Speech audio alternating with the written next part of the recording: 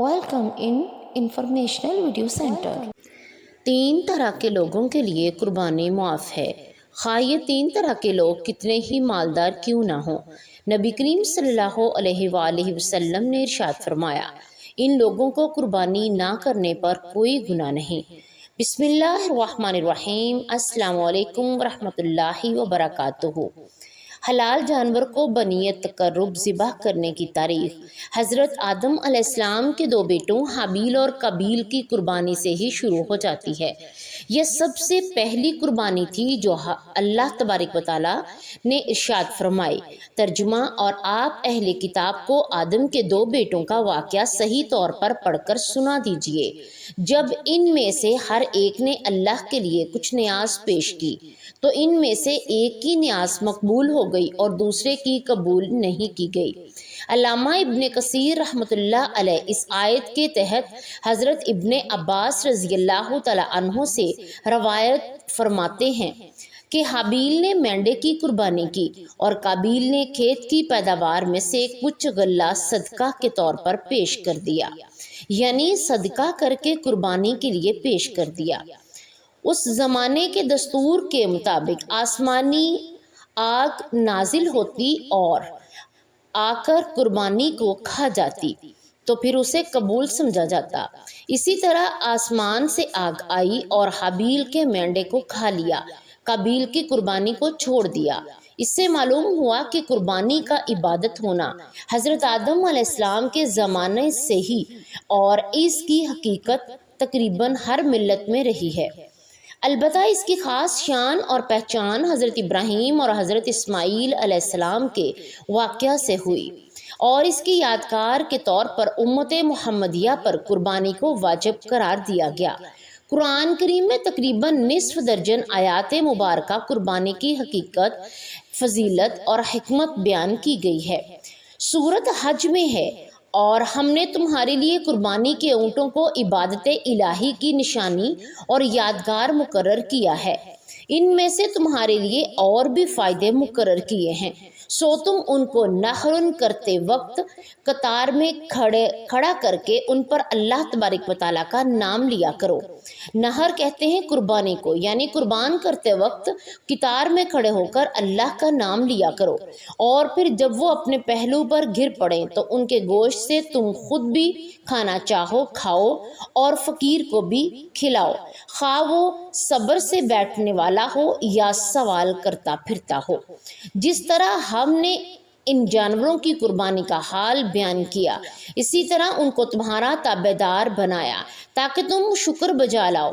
اللہ تبارک و تعالیٰ کے پاس ان قربانیوں کا گوشت اور خون ہرگز نہیں پہنچتا، بلکہ اس سے اس کے پاس تمہاری صرف پرہیزگاری ہی پہنچتی ہے۔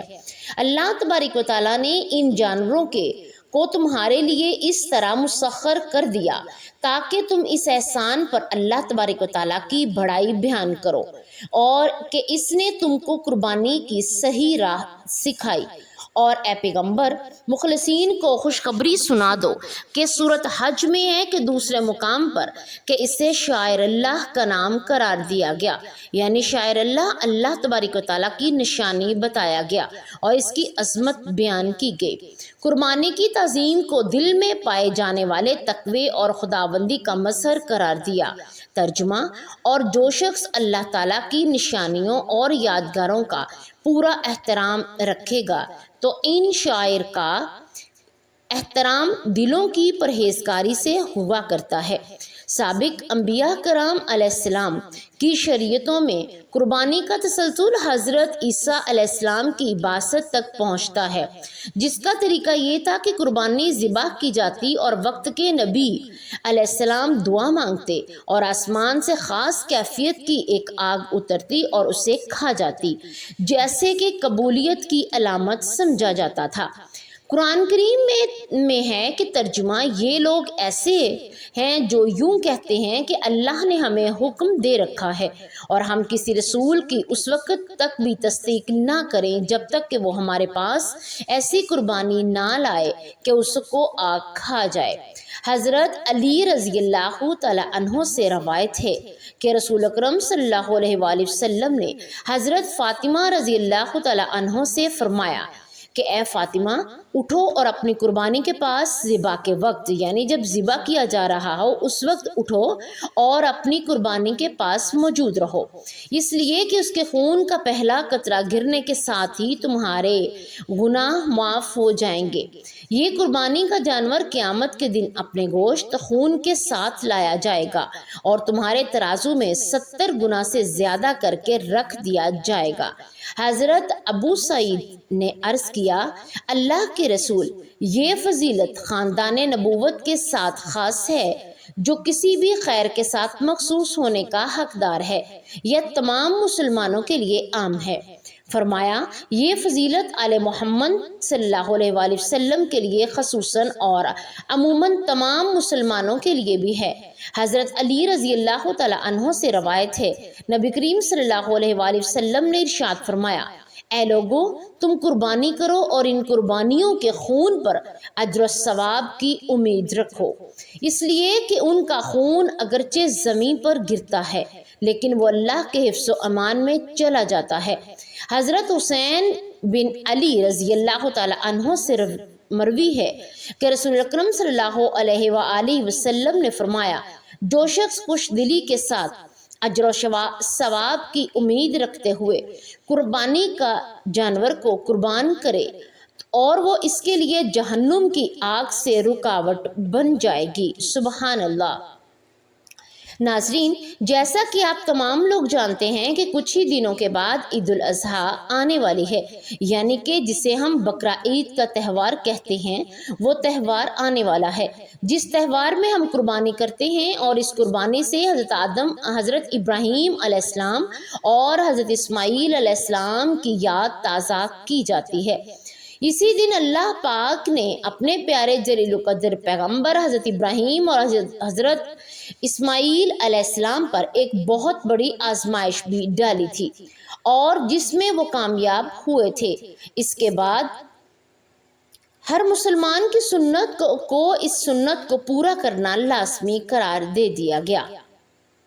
قربانی کرنا اللہ پاک کو بہت ہی زیادہ پسند ہے، اور قربانی کرنے کا ثواب یہ ہے کہ جانور کا خون زمین پر گرنے سے پہلے ہی قربانی کرنے والے شخص کے تمام گناہ اللہ کی بارگاہ میں معاف فرما دیے جاتے ہیں۔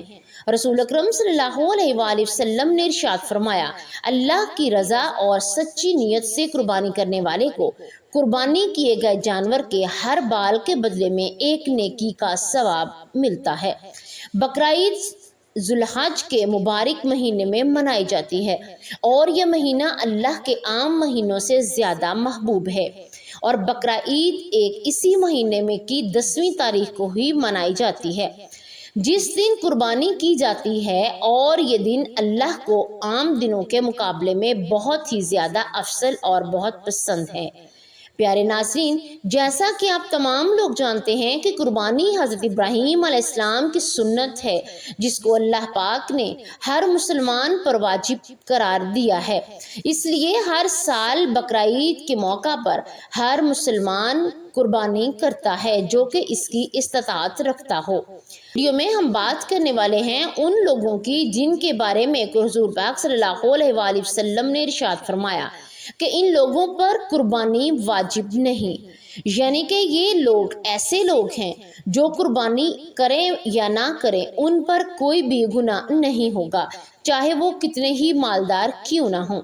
اگرچہ یہ لوگ بقرہ عید کے موقع پر قربانی نہیں کرتے تو پھر بھی ان پر کوئی گناہ نہیں، اور ان کے ساتھ ساتھ ہم آپ کو ایسے لوگوں کے بارے میں بھی بتائیں گے جن پر قربانی واجب ہو جاتی ہے، یعنی قربانی لازم ہوتی ہے، قربانی جن کے لیے کرنا بہت ضروری ہے۔ اگر یہ لوگ بقرہ عید کے موقع پر قربانی نہیں کرتے ہیں تو گناہ گار ہوں گے۔ اسی لیے آج کی یہ ویڈیو آپ تمام لوگوں کے لیے بہت ہی زیادہ خاص ہے، آپ اسے اینڈ تک ضرور دیکھیے گا۔ اگر آپ اس طرح کی انفارمیٹیو ویڈیو دیکھنا چاہتے ہیں تو آپ ہمارے چینل انفارمیشنل ویڈیو سینٹر کو سبسکرائب ضرور کریں اور ساتھ میں دیے گئے بیل آئیکن کو بھی پریس کر دیں تاکہ ہر نئی آنے والی ویڈیو کا نوٹیفیکیشن آپ تک پہنچتا رہے۔ پیارے ناظرین، اسلام میں عید الفطر کے بعد دوسرا سب سے بڑا یہ تہوار ہے جسے عید الاضحیٰ کہا جاتا ہے۔ اس کو سنت ابراہیمی یا عید قربان کے نام سے بھی جانا جاتا ہے۔ حضور نبی اکرم صلی اللہ علیہ وآلہ وسلم نے ارشاد فرمایا، بقرہ عید پر قربانی کرنا ہر اس مسلمان اور مرد پر واجب ہے جس پر صدقہ فطر واجب ہوتا ہے، یعنی ایسے لوگوں پر بقرہ عید کے دن قربانی کرنا ضروری ہے جن پر صدقہ فطر لازمی ہو۔ اب جن لوگوں پر قربانی واجب ہے اور وہ قربانی نہیں کرتے تو ایسے لوگ سخت گناہگار ہوں گے۔ ایسے لوگوں کے بارے میں نبی اکرم صلی اللہ علیہ وآلہ وسلم نے ارشاد فرمایا، جو شخص قربانی کرنے کی حیثیت رکھتا ہو، یعنی اس کے پاس اتنا مال، اتنی دولت اور اتنا سب کچھ ہو کہ وہ قربانی کر سکے، اس کی حیثیت رکھتا ہو اور پھر بھی وہ قربانی نہ کرتا ہو، تو اس کو چاہیے کہ وہ ہماری عیدگاہ کے قریب بھی نہ آئے۔ یعنی ایسے شخص کے ساتھ آپ صلی اللہ علیہ وآلہ وسلم نے بہت ہی زیادہ ناراضگی کا اظہار کیا۔ لیکن اس کے ساتھ ساتھ اللہ کے پیارے نبی نے یہ بھی ارشاد فرمایا کہ ان لوگوں میں سے چند ایسے لوگ ہیں جن پر قربانی کرنا واجب نہیں۔ اب وہ کون لوگ ہیں؟ جو کہ جتنے بھی مالدار کیوں نہ ہوں لیکن ان پر قربانی معاف ہے۔ یہ وہ لوگ ہیں یعنی بقرہ عید کے موقع پر قربانی نہیں کرتے تو ان پر کوئی بھی گناہ نہیں ہوگا۔ نمبر 1، وہ شخص جو سفر میں ہو۔ اللہ کے نبی پاک صلی اللہ علیہ وآلہ وسلم نے ارشاد فرمایا، سب سے پہلا شخص وہ ہے جو سفر میں ہو، یعنی وہ شخص جو اپنے گھر سے یا اپنے وطن سے 52 کلومیٹر دور چلا گیا ہو۔ اگر وہ 92 کلومیٹر دور چلا گیا اور ایسے شخص پر قربانی واجب نہیں ہے، پھر چاہے ایسے لوگ مالدار ہی کیوں نہ ہوں، لیکن اگر ایسے ہی وہاں پر 15 دن سے کم رکے اور اس پر قربانی واجب نہیں ہوگی، لیکن اگر اسے وہاں پر 15 سے زائد دن کا رکنا ہے تو اس پر قربانی واجب ہو جائے گی۔ اس لیے اس کو چاہیے کہ یا تو وہ وہاں پر اپنے نام سے قربانی کرے یا پھر اپنے گھر پر اطلاع کر دے کہ اس کے گھر کا کوئی بھی شخص اس کے نام پر کسی بھی جانور کو قربان کر سکتا ہے۔ نمبر 2، کافر پر اللہ کے پیارے نبی صلی اللہ علیہ وآلہ وسلم نے ارشاد فرمایا کہ بقرہ عید پر قربانی کرنا ہر اس مسلمان اور مرد عورت پر فرض ہے جو ایمان کی حالت میں ہو۔ اس کا مطلب یہ ہے کہ قربانی کرنا کافر پر بھی واجب نہیں ہے، یعنی کہ ایسا شخص جو مسلمان نہیں ہے، جس نے کلمہ نہیں پڑھا، اسلام میں داخل نہیں ہوا، تو ایسے شخص پر قربانی واجب نہیں ہے، یعنی کہ قربانی صرف اور صرف مسلمان مرد اور عورت پر ہی واجب ہوتی ہے۔ نمبر 3، بچے اور مجنوں پر، یعنی حضور پاک صلی اللہ علیہ وآلہ وسلم کا خوبصورت ارشاد ہے کہ بقرہ عید پر قربانی کرنا بچوں اور مجنوں پر کوئی بھی لازم نہیں۔ مجنون سے مراد ایسا شخص جو کہ اپنا ہوش و حواس کھو بیٹھا ہو، یعنی اپنی وہ اصلی حالت میں نہ ہو، جس کو دنیا داری کی کوئی خبر بھی نہ ہو، اس کو مجنون کہتے ہیں۔ اب بقرہ عید پر بچوں کو اور پاگلوں کو قربانی نہیں کرتے تو ان پر کوئی بھی گناہ نہیں ہوتا۔ نمبر 4، غلام پر، اللہ تبارک و تعالیٰ کے نبی حضور پاک صلی اللہ علیہ وآلہ وسلم نے ارشاد فرمایا، بقرہ عید پر قربانی کرنا غلام پر واجب نہیں ہے، یعنی کہ ایسے لوگ جو کسی کے غلام ہیں یا کسی کی غلامی کر رہے ہیں تو ایسے لوگوں کو بھی قربانی کرنا معاف ہے۔ اگر یہ لوگ بھی قربانی نہیں کرتے ہیں تو ان پر کوئی گناہ نہیں۔ اب اگر یہ لوگ عید پر جانور لا کر اس کی قربانی کر دیتے ہیں تو ایسے لوگوں کو اللہ تبارک و تعالیٰ خوب اجر عطا فرمائے گا انشاءاللہ۔ نمبر 5، جو صاحب نصاب نہ ہو، یعنی حضور پاک صلی اللہ علیہ وآلہ وسلم نے ارشاد فرمایا، ایسے لوگوں پر بھی بقرہ عید پر قربانی معاف ہے۔ ایسے لوگ بھی قربانی واجب نہیں ہے جن کے پاس صاحب نصاب جو نہ ہو، یعنی جن کے پاس نصاب کے مطابق سونا یا چاندی کے مطابق کوئی بھی رقم وغیرہ کچھ بھی نہ ہو، ایسے لوگوں پر بھی قربانی واجب نہیں ہے۔ اس کا مطلب یہ ہے کہ جس کے پاس رہنے کا مکان، کھانے پینے کا سامان، استعمال کے کپڑے اور روزانہ استعمال کی جانے والی چیزوں کے علاوہ 7.5 تولے سونا اور 52.5 تولے چاندی کی رقم کے برابر موجود نہ ہو، تو ایسے لوگوں پر قربانی کرنا معاف ہے۔ پیارے ناظرین، بس آپ اتنا دھیان رکھیں کہ قربانی اس شخص پر واجب ہے جو صاحب نصاب ہے۔ ایسے لوگوں کو ہر سال بقرہ عید پر کے موقع پر قربانی کرنا لازم ہوتا ہے۔ ایسے لوگ اگر قربانی نہیں کرتے تو یہ سخت گناہگار ہوں گے۔ احادیث مبارکہ میں آیا ہے کہ رسول اکرم صلی اللہ علیہ وآلہ وسلم نے ارشاد فرمایا کہ اللہ تبارک و تعالیٰ کو قربانی کے دن قرب کرنا بے حد ہی پسند اور محبوب ہے۔ بقرہ عید کی فضیلت میں سب سے بڑی فضیلت یہی ہے کہ جو شخص اللہ کی رضا اور نیک نیت سے قربانی کرتا ہے تو ثواب اسے دنیا اور آخرت دونوں میں خوب مل جاتا ہے اور اس کے تمام گناہ معاف فرما دیے جاتے ہیں۔ آپ کو بتا دیں کہ قربانی کرنے سے صرف صغیرہ گناہ ہی معاف ہوتے ہیں اور کبیرہ گناہ یعنی کہ بڑے گناہ صرف توبہ ہی کرنے سے معاف ہوں گے۔